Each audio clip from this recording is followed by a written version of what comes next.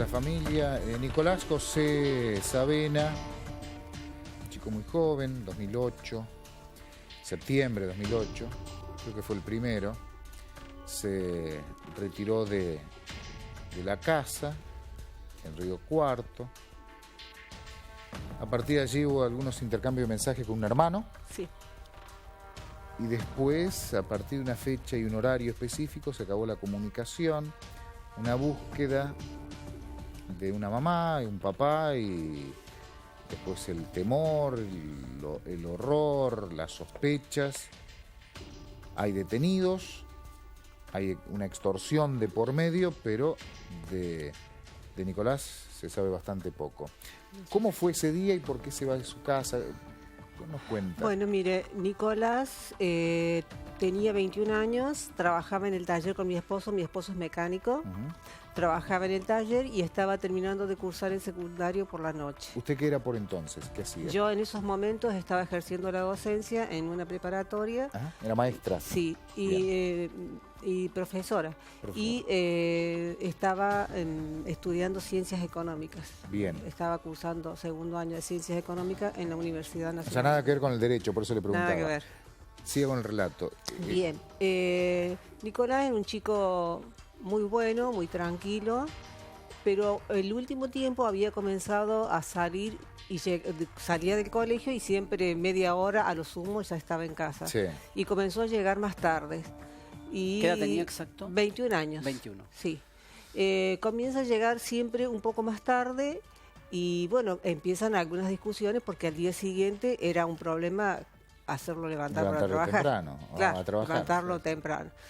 Y así comenzaron algunas pequeñas discusiones. Hasta ahí está contando cosas de rebeldía que puede pasar en cualquier casa. No sospechó nada. Usted. No, mi hijo... Rebelde. No, nada, o sea, raro, porque no dejó de tener una rutina. Dejó de tener una rutina normal, ¿no es cierto? Entonces a mí me llama la atención eso y comienzo a hablarle y le digo a mi esposo, ¿por qué no le hablas? A ver, ¿qué está sucediendo? Entonces él a mí me decía que se quedaba a charlar con las amigas, con las compañeras del colegio. Y entonces yo le digo a mi marido, algo está sucediendo, porque esto no puede ser. Y mi esposo habla con él y él le dice, mira papá, estoy saliendo con una mujer más grande, que está re buena, como dicen los chicos. Y entonces mi marido me dice, mira, no, quédate tranquila, estás saliendo con una mujer más grande, vos viste cómo son los Ahí chicos. se lo blanqueó a usted. Sí. ¿Cómo fue aprovechemos que está Miguel, ¿cómo fue la conversación, ese momento, la charla con su hablé, hijo? le dije qué le pasaba, que llegaba tarde, ¿no es cierto?, que no andaba muy bien en la escuela. Bueno, él me contó de que había conocido a una mujer que él me decía de apellido Vega. Vega. Sí, que después resultó ser otro Vargas, apellido. ¿no? Sí. Vargas, sí. ¿Y qué le dijo la edad que tenía ella? No, me Más dijo grande. que era más grande que él y que lo buscaba, que lo provocaba, que lo agarraba, que lo manoseaba. Y bueno, nosotros ahí en el taller, con otros chicos de empleo que teníamos y todo, nos reíamos y le decíamos que tuviera cuidado, le dije, no te vas a meter con Hasta una vieja, ahí, le decía yo. como una cosa de un consejo del Claro, padre y los compañeros de Consejo laburo. / complicidad padre-hijo. Claro, no nada más que más. eso. Sí, O sea, entiendo. él lo tomaba como algo gracioso. A mí me preocupaba porque yo pensaba, ninguna mujer de bien va a hacer que un chico tenga problemas todos los días y Llegue que empiece... tarde. Claro, entonces no es una persona de bien, ya partimos de esa base. ¿Pero usted lo pensó en ese momento o ahora con el acontecimiento que vamos No, a lo contar? pensé de entrada eso. Yo notaba que algo no funcionaba. ¿Y qué pasó? Porque digo, hasta ahí Entonces, puede bueno. ser una historia de un amor de parte de su hijo, una relación de ocasión, Estaba lo que obnubilado sea, mi hijo. obnubilado con una Exacto. mujer más grande. Pero ¿cómo bueno, termina esto en la desaparición de su hijo guión secuestro? De su El hijo? tema comienza así. Como él empieza a levantarse tarde, empieza a llegar cada vez más tarde al taller, mi esposo me hacía cuestiones a mí, mirá, fíjate que no va a trabajar. Entonces, yo comienzo a discutir con Nicolás. Yo ejercía la docencia por la mañana, también hacía gestoría del automotor, iba a clases y a veces tenía que ir yo a ayudarlo a remolcar los vehículos porque Nicolás no se levantaba. Entonces ahí comienzan los primeros roces. Sí. Porque yo soy una persona muy responsable y tenía que ir a dar clases y de pronto llegar tarde, que mis alumnos tengan que esperarme porque Y usted mi hijo... trabajaba por él. Claro, trabajaba por ellos. Le cubría Entonces, un día de estos, mi esposo me pide que le ayude porque Nicolás no se levantaba y un cliente lo estaba esperando. Y bueno, yo tenía que ir a dar clases y me puse muy nerviosa, discutimos con mi esposo por ese tema. Y él me dice, bueno, vení a ayudarme vos. Bueno, le voy a ayudar y hablo que voy a llegar un poquito más tarde. Bueno, hago todo eso, le ayudo a remolcar el vehículo y cuando me voy a dar clases, cuando regreso, eran las 11 de la mañana, Nicolás estaba durmiendo. Bueno, entonces ahí comencé a discutir. Porque eso fue el 1 de septiembre. 2008, sí. Entonces discutimos y algo que no había sucedido nunca de este tenor, porque jamás me dio, no tuve nunca situación, motivos. Claro, nunca hubo una situación así en mi casa. ¿Y usted qué le dijo en esa discusión? Y yo le dije que si él no cambiaba de actitud, que se fuera, andate. Si no vas a trabajar, si vas a ser un vago, lo que dice cualquier madre. Sí. Lo que dice cualquiera, ¿no? Pero uno nunca piensa que el hijo se va a ir. Y me fui a realizar unos trámites y ya cuando regresé mi hijo no estaba más. ¿Con qué se encontró cuando volvió? ¿Estaba el documento? ¿Estaba una mochila? No. ¿Qué faltaba? No, él cuando yo regresé me di cuenta tarde porque pensé que estaba en el taller, yo había ido a algunos organismos a realizar trámites. Y habrán sido 4 o 5 de la tarde, cuando ya tomo conciencia, llega mi hijo Federico del colegio y me dijo que Nicolás estaba llorando cuando él regresó de gimnasia y que le dijo que yo lo había echado y que con un pequeño bolsito se había llevado una... ¿Quién le dijo eso? Federico, mi hijo más chico. Mi hijo menor. Él dice haber sido testigo de esa situación. Exacto. Que él se va enojado. Entonces lo llama a mi esposo y mi esposo le habla y le dijo, no, mira, mamá te dice esto por el hecho de que vos...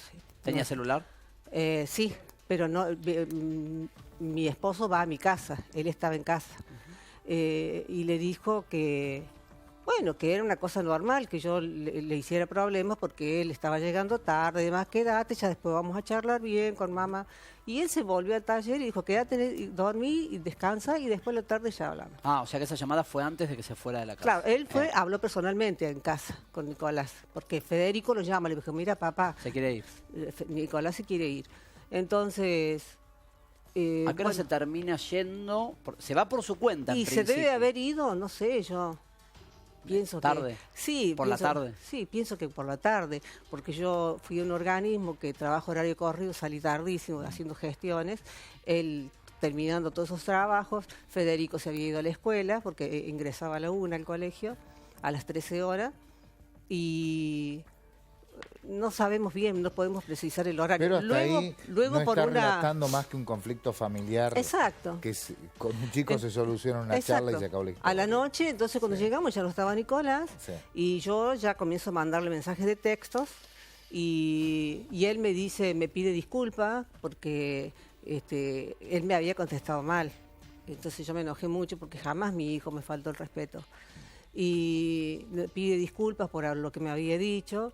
Me dijo ya regreso, que ya iba a regresar a casa y te quiero, me mandaba besos, están grabadas las comunicaciones, los mensajes de texto y bueno, pensamos... Vuelve mañana en todo caso. Claro, él decía que vendría el día siguiente. Sí. Mi esposo sale ese mismo día a buscarlo a alguien que él había dicho que conocía. Entonces lo empieza a rastrear y habla con esa chica y esa chica le dice que no lo ha visto a Nicolás. No la relación que él tenía, otra chica. No, nosotros nunca tuvimos. Nunca supieron, hasta ese momento no sabían quién era esa mujer mayor. Para nosotros no existía esa gente, totalmente ajeno a nuestro... ¿Es la chica Carla?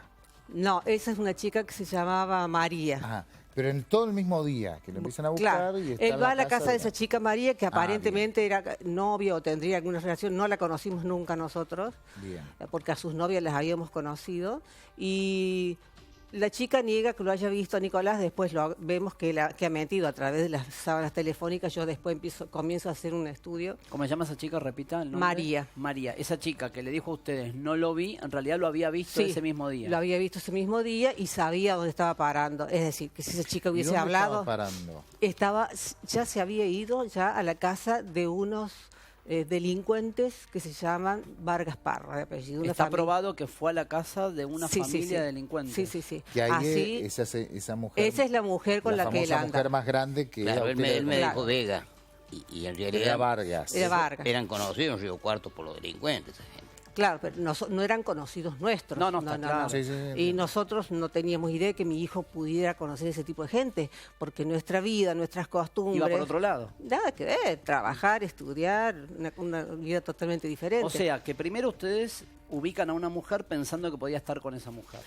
Él pensaba que esa estaría mujer con esa miente? chica. No lo sé por qué miente y no nos dice, porque si ella nos hubiese dicho, yo lo voy a buscar donde sea. Pero digo, pensando que esa mujer es ajena en teoría... No lo sé si no lo es tan sabe. ajena. Pero tiene vínculo con la otra familia Vargas. Sí, y sí, con la... yo encontré llamadas. O sea, la primera mujer que ustedes encuentran y le preguntan si sabían de Nicolás... Esa es la finca Vargas. Esa es una parte de atrás de la Quinta de Vargas. Ahí estamos haciendo un Hombre, procedimiento. pensá que Eso es el esto tiempo comisario después. de la MEA. Sí, a ver, empieza la investigación.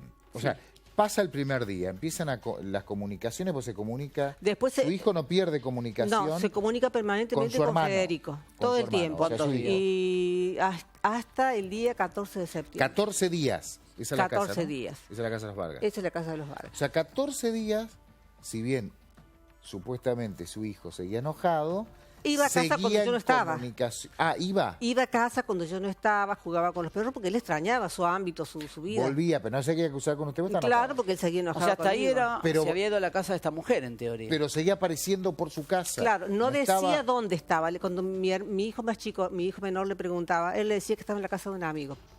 Y a la casa de mi amigo de la quinta, porque él había hablado que tenía un amigo que tenía una quinta con O caballos. sea que como él volvía de a ratos en esos 14 Claro. días, ustedes no pensaron que era víctima de un No, delito. no, Hicieron la denuncia en esos 13, No, 14 no, días, no, no, porque el hermano no. les decía, está viniendo a casa, No, quédense tranquilos. además y era mayor. Claro, me mostraba los mensajes de texto. Claro. Bien. Ahí ¿No se es perdieron cierto? 13 Hasta ahí. días. Él estaba cruciales. buscando trabajo. Usted estaba muy preocupada. Claro, yo estaba ustedes preocupada muy porque preocupados.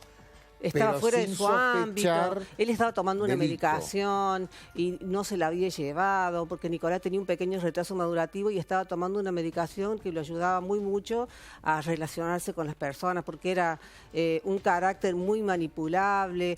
Era un chico muy inseguro, entonces no se había llevado esa medicación y como madre se presiente, se Sí, siente sí, sí, que algo totalmente. no está funcionando. ¿Y qué pasa a partir Del 14, del ¿no? 14? El Estamos los dos 14, preguntando. ¿Por qué bueno, marca el día nosotros- 14? Claro, Nosotros Sí. el día 14 él tenía que realizarse un implante dental. Y la odontóloga me llamaba todo el tiempo y yo no sabía qué excusa ponerle porque nadie anda diciéndole sí, mi hijo me peleé y Sí, mi hijo se obviamente. fue de mi casa. No lo comenté a eso, a nadie, ni siquiera a la familia. Y yo le digo a mi hijo menor, llámalo, mandale un mensaje y decirle que ya venga, vamos a hablar, vamos a arreglar y vamos a ver qué es lo que está pasando y Terminemos lo la vamos a situación. solucionar de alguna manera. Sí, que se quede en casa. Entonces él le manda un mensaje y le dice que está bien, que le compre una tarjeta y pregunta cómo estamos nosotros. Porque siempre preguntaba cómo Eso está todo queda en mensaje de texto. el mensaje de texto. Está El día secuestrado. 14. El día 14 a las... ¿A qué hora? A las 14:04. Último Lo de pico de la contacto tarde. es Último contacto. por mensaje de texto con el hermano. Con el hermano. ¿Y a partir de ahí? A partir de ahí nosotros estábamos en una quinta a las afueras de la ciudad, a 15 kilómetros de Río Cuarto, y estábamos con gente. Y bueno, Federico no me cuenta qué pasa porque había otras personas. Cuando ya decidimos regresar al final de la tarde, alrededor de las 20 horas, y yo le digo, ¿qué pasó con tu hermano? ¿Qué te dijo? Ah, me dijo que se quedó sin crédito, que le cargaron una tarjeta. Le digo, pero me hubieras dicho. Yo sé que Nicolás sin crédito se desespera. Entonces, digo, le voy a hablar yo directamente para que ya venga. Cuando ya hablo, ¿Está apagado el teléfono? un mensaje horrible. ¿Cómo era? El mensaje decía, no, esa opción no es correcta. Y en la Como que pantalla no existía decía, el teléfono. rechazado. Como que Así. estaba desactivado el Bloqueado, teléfono. desactivado. No entendía, yo no sabía, todo el tiempo, así todo el tiempo. Y ahí se empezó a desesperar. Claro. Entonces le digo a Federico, vení, llamale vos, porque obviamente no me quiere responder a mí. Y lo mismo le pasaba. Le hice llamar con montones de personas, lo mismo decía. Y yo digo, algo está pasando. Y Federico me dice, no, mamá, mira, debe haberse quedado sin batería y se ha ido a algún lado por ahí. Ya después cuando cargue el celular... Le ya quitaba te- dramatismo a su hijo. Claro. Pero es que no nos imaginábamos jamás algo así. Recordemos, 14 14 de septiembre de 2008. 8 años pasaron de ese 14 último días contacto. después de haberse ido de la casa a un lugar que ustedes Exacto. De conocían. irse y de ir y venir. Ir y venir, o sea, Y de ir y venir. estaba presente. Exacto. Bien. Entonces, yo no, para mí no era así. Yo inmediatamente sentí esa alerta, a partir de ese momento, una desesperación, porque yo sentí que algo estaba sucediendo. Y yo esa noche no dormí toda la noche y venía y le decía, algo le pasó. Y me decía, pero no, ¿qué le va a pasar? ¿Qué? Río Cuarto, todo tranquilo, ¿qué va a pasar? Y así toda la noche lo llamaba, no dejaba de llamarlo en toda la noche. Y ya no hubo más contacto. Igual así, toda la noche así. Haga un punto ahí. Vamos a hacer una breve pausa y cuando volvamos vamos a contar la historia de quiénes son los supuestos responsables de su secuestro y desaparición. Vamos a contar una extorsión que hubo. Vamos a contar cuál es la sospecha que tienen ustedes 8 años después y vamos a contar las denuncias que hace usted como abogada hoy. ¿Y estos quiénes son? Adelántenos. Estos son los responsables de la desaparición y, a mi juicio, por las pruebas obrantes en el expediente, los asesinos de mi hijo, los Vargas Parra, toda la familia completa. Bien, hacemos una breve pausa y contamos la historia de esta familia que está sospechada ni más ni menos de secuestrar y matar a Nicolás.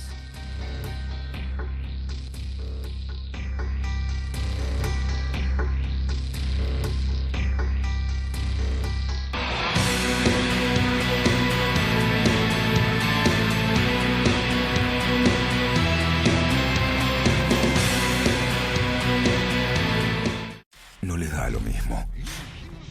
No les da lo mismo ganar que ganarle a los mejores. Ya no los conforma la derrota con dignidad. No les da lo mismo estar dentro de los 8 mejores que estar dentro de los 4. El rugby argentino ya está en un momento en donde no le da lo mismo y por eso tiene un nuevo sponsor. Imperial, una cerveza que uno elige cuando ya no le da lo mismo tomar cualquier cerveza. Cerveza Imperial, nuevo sponsor del rugby argentino. Tomar la leche tiene onda. Agarramos como la juguera y le ponemos el sachet de la Serenísima. La leche es irreemplazable. Leo, a tomar la leche. Leches La Serenísima. Calidad de vida. Pago 3, me llevo 4, 5 llevo 6, 10... Deja de hacer cuentas y aprovecha que este invierno Firestone congela los precios de verdad. Ponele a tu auto los neumáticos Firestone con un 50% de ahorro en la segunda unidad. Es más fácil. El segundo neumático lo pagás a mitad de precio. Firestone, siempre confiable. Si tenés tos con flema, los mocos en tus pulmones son como esos invitados insoportables que se te instalan sin aviso. Nada funciona mejor que Cedric para eliminar la flema de toda la familia. Cedric Jarabe con Hedera Helix, el ingrediente de origen natural más recomendado. Si la tos te irrita, barrela con Cedric. Cedric, respira naturalmente. Isabel. ¿Puedo un poquito más? Mamá protege a su dulce traviesa con Colgate Máxima Protección Anticaries más Neutroazúcar. La exclusiva fórmula con flúor y neutroazúcar para una protección anticaries superior para tu familia. Colgate Máxima Protección Anticaries más Neutroazúcar. Colgate, marca número 1 recomendada por odontólogos.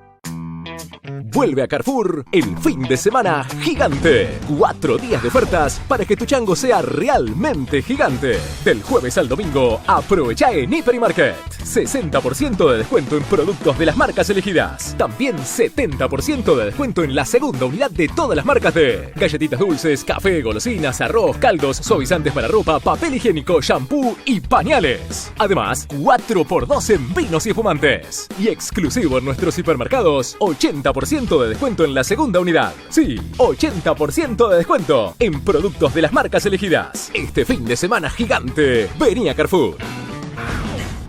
El rugby argentino ya está en una etapa más exigente y por eso tiene un nuevo sponsor. Imperial, una cerveza que uno elige cuando ya no le da lo mismo tomar cualquier cerveza. Cerveza Imperial, nuevo sponsor del rugby argentino. ¿Qué hago? ¿Me como este chocoarroz de 99 calorías? ¿O este bondi? Ya fue, le entró al bondi. No, señora, espere. Acá tengo un escribano matriculado que hizo el cálculo y certifica que este bondi tiene alrededor de 400.000 calorías. Mucho más que un bife acá. ¡Qué pesado! Gallo, snacks, libre de gluten. Big Vaporub, alivio de congestión nasal y tos. Masaje en el pecho contra tos y cuello contra congestión nasal. Vic. Yo uso Pantene, el acondicionador número 1 del mundo. Comprobalo vos misma. El pelo con puntas abiertas difícilmente pasa la prueba de la aguja. El nuevo acondicionador Pantene con provitaminas repara las puntas abiertas para que tu pelo pase la prueba. Pelo divino y fuerte hasta las puntas. Pantene. No lo cambio por nada. ¡Ah! ¿Qué haces acá? Me estoy arreglando.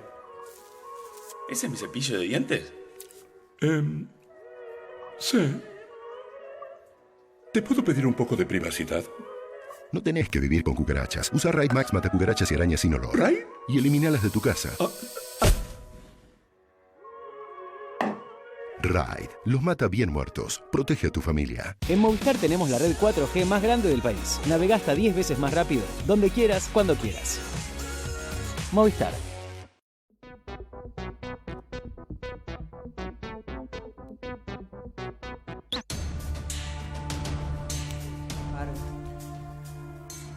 Ahí están los condenados. La familia Vargas, ¿no? Esto es en el juicio, en la audiencia,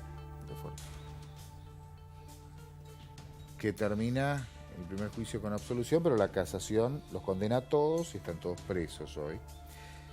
Ya vamos a contar más sobre esta gente, quiénes son, qué hicieron, por qué los condenaron, por qué están presos. Este es el último juicio que se realiza. Este es el último. O sea, el único juicio donde se los condena, porque hubo una primera... En primera instancia los absuelven. Los absuelven. ¿Pero casación los condena no, o qué? No segundo juicio. Sí. Está bien. No, hubo un solo juicio, en la primera no llegaron a la instancia de juicio, los liberaron antes.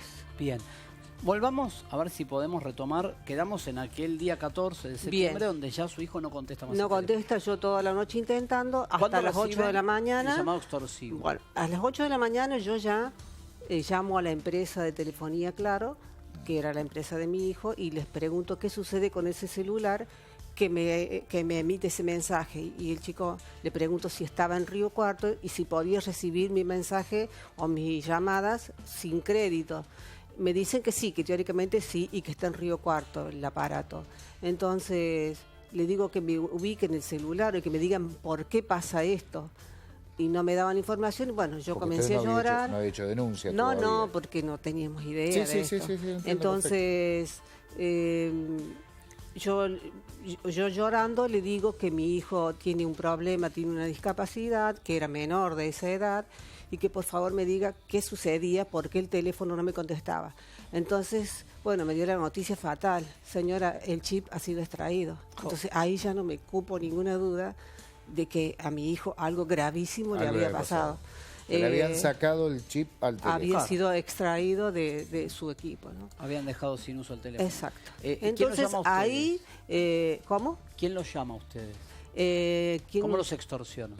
Bueno, nosotros pasamos esa primera semana buscándolo por todos lados. El 16... Ya con denuncia hecha. No, el 16 voy por eso, yo a hacer la denuncia, no me toman la denuncia, me dicen, no me toman la denuncia, no me toman exposición, nada de eso, porque dicen que es mayor de edad, que los adolescentes son así. Yo empiezo a averiguar, hasta que averiguo de que está en la casa de un tal Vargas, que no sé quién es, un tal Yaca Vargas.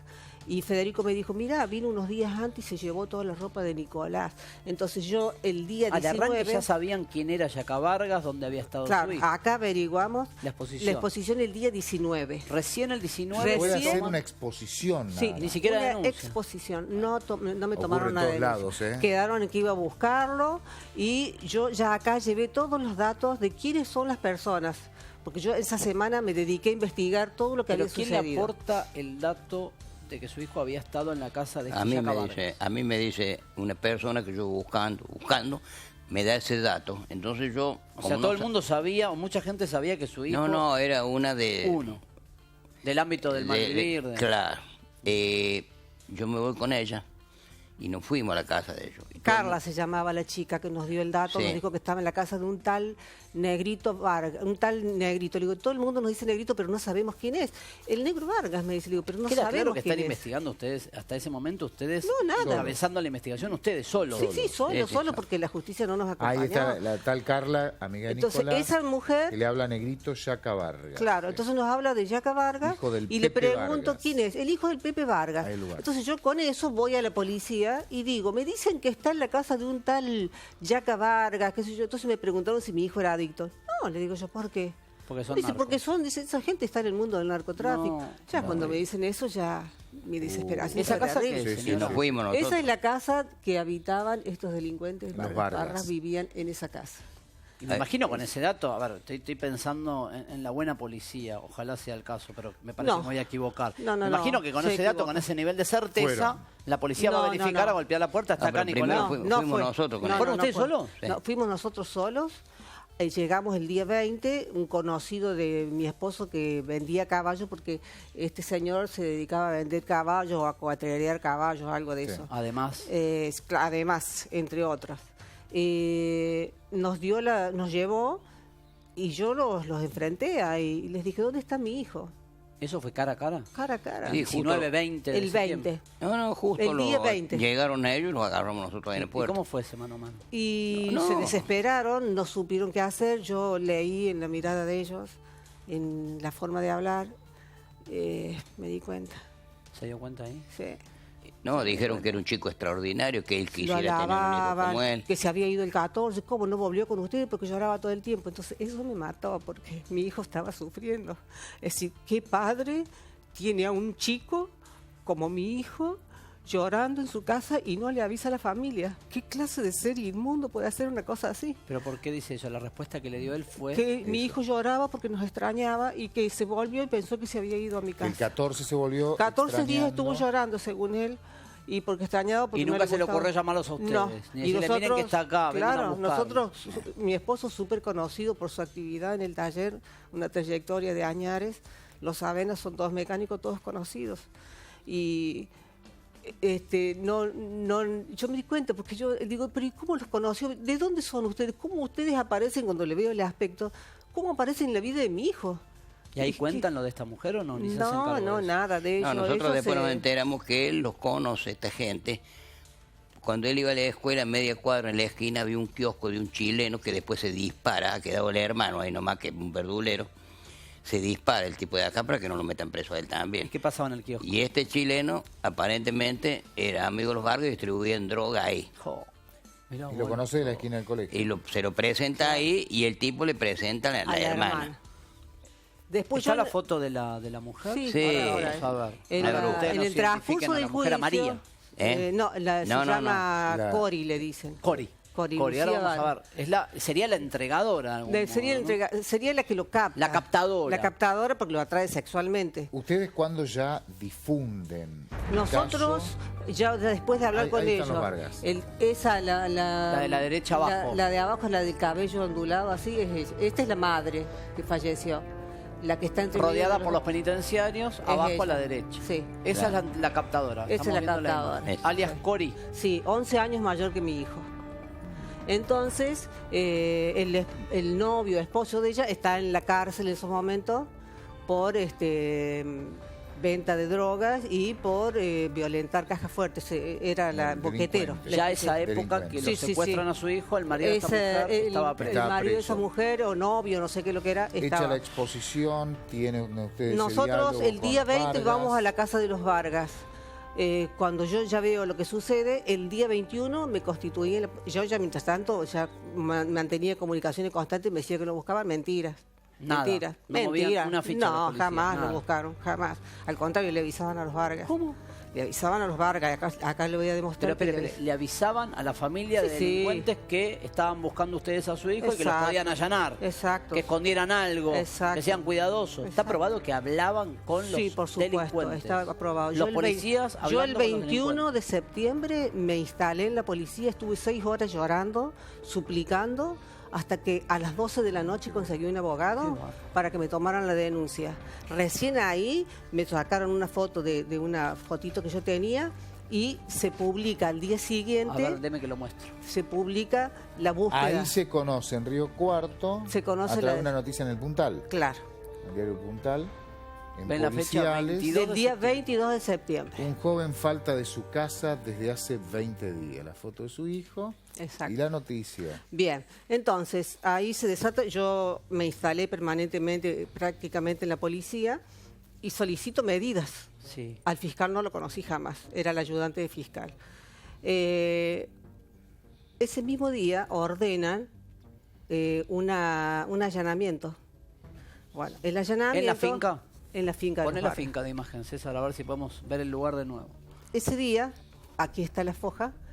Tiene todo, a las 19, toda la documentación. 19:05, 19:05, ahí está la fecha, 22 de septiembre, a las 19:05, les realizan el allanamiento. Antes, aquí está la sábana telefónica de la Policía Judicial, esta primera llamada... Deme que le muestro esa, deme. A las 18:33, previamente, le hablan por teléfono. Es increíble. A ver, contalo de nuevo, Paulo, aclarémoslo. Lo que está subrayado tremendo, es una comunicación desde la comisaría a los chorros al teléfono de Vargas. Sí, el teléfono de Vargas es el que termina en 350. ¿De dónde lo saqué? De la declaración de la esposa de Vargas Parra.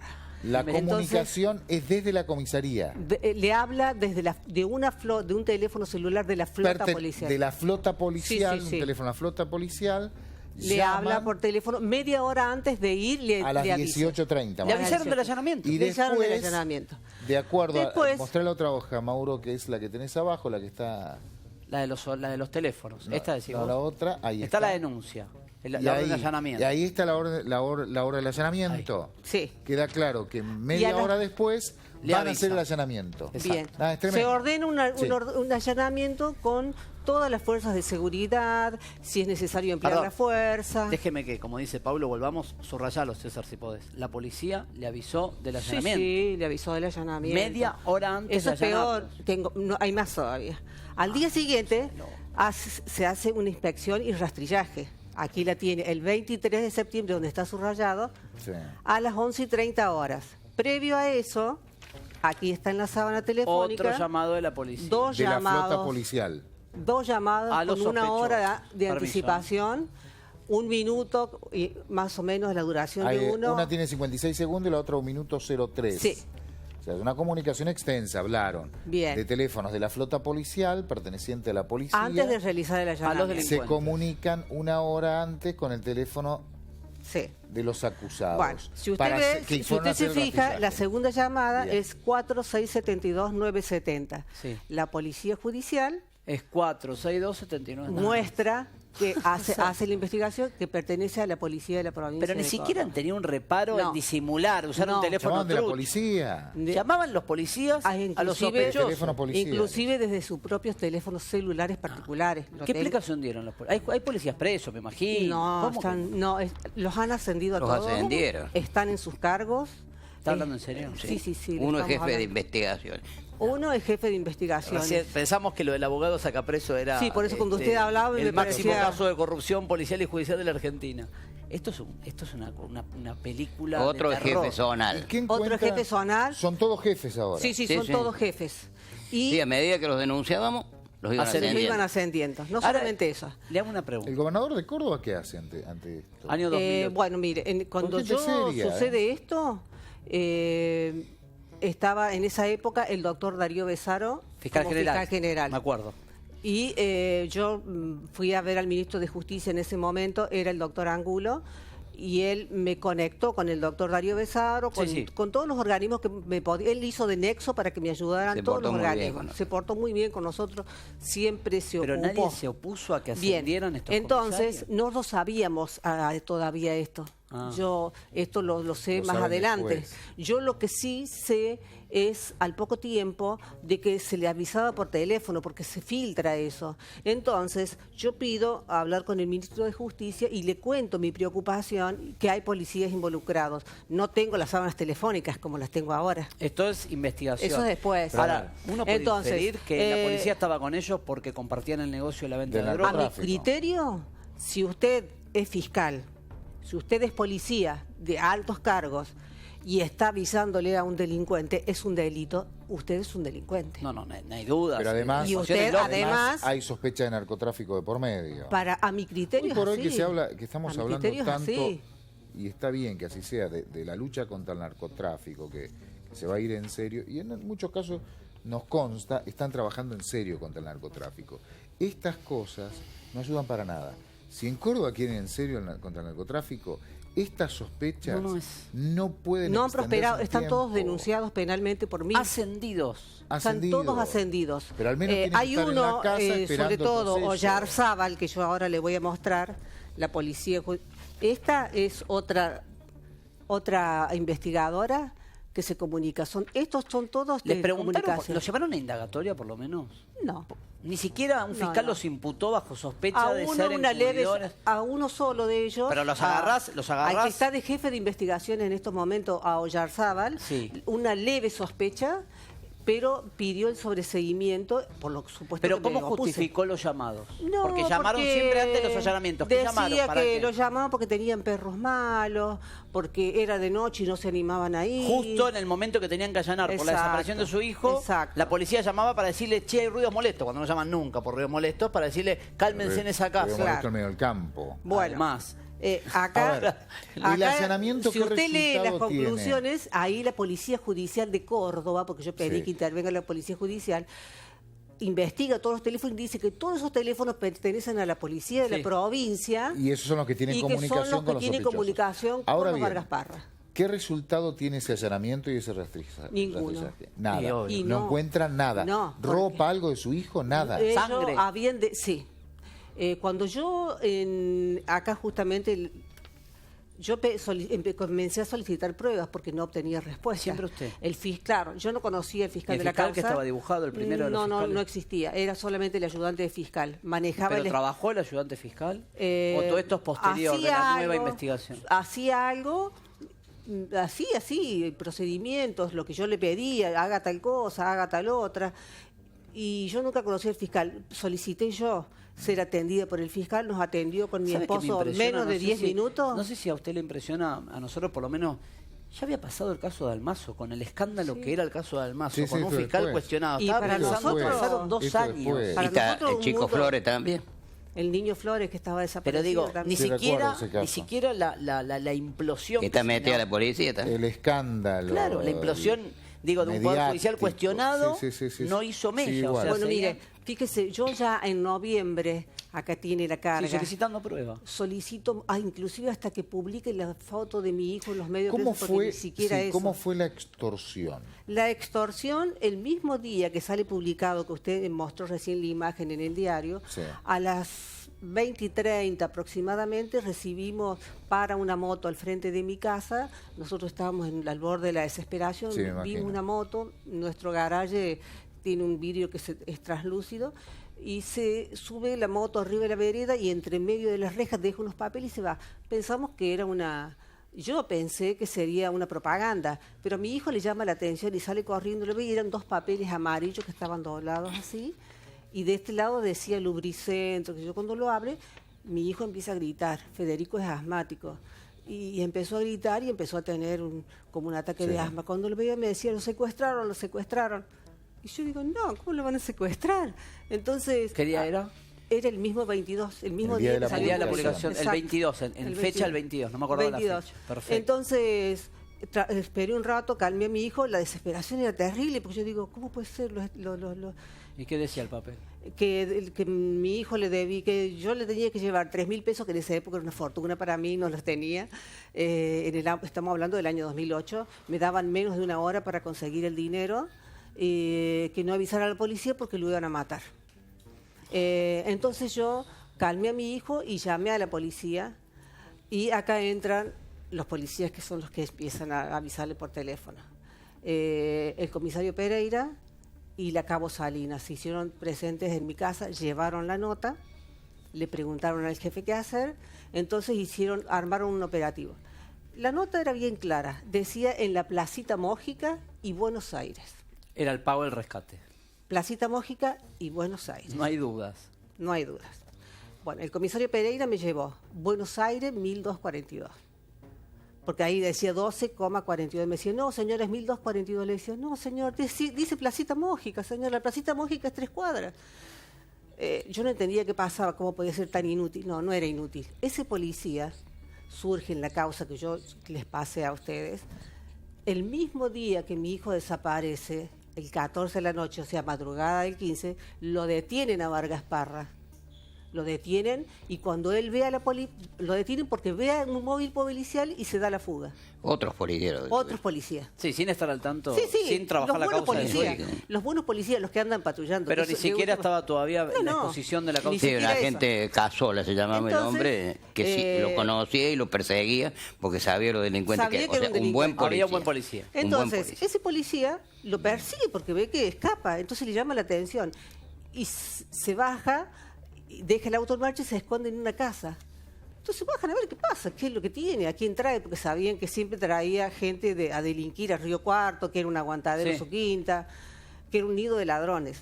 Y cuando lo agarran, forcejean, o sea que existieron varios delitos, conducción peligrosa, resistencia a la autoridad. ¿No lo metieron preso? No. Lo que usted decía, recién. Una averiguación de antecedentes. Haga un puntito ahí. Sí. Pausa, ¿te parece? Y volvemos con el desenlace de la historia, que lamentablemente no es el desenlace, es un final judicial.